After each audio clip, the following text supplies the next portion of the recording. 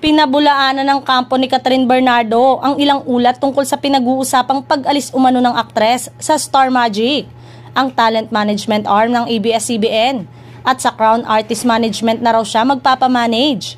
Ang CAM ay pinamamahalaan ng mag-asawang Ma Salvador at Rambo Nunez.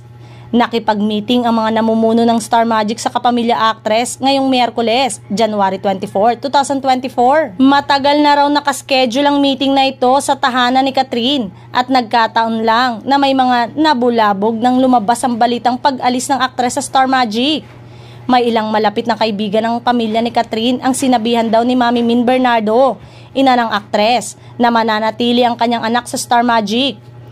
Kaya wala raw katotohanan ang balibalitang lilipat ng talent management si Catherine. Tinanong na raw ang CEO ng Crown Artist Management at wala pa raw siyang maibigay na statement kaugnay sa isyong yan.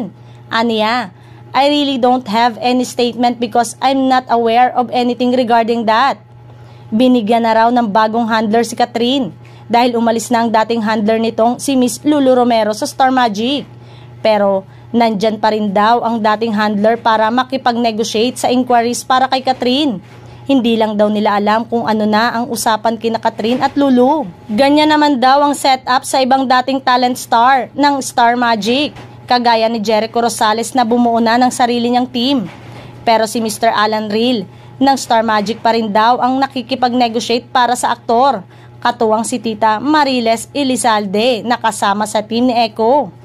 Marami naman ang nag-aabang kung ano ang epekto ng karir kina Catherine, Daniel at Andrea ng mga kaganapan.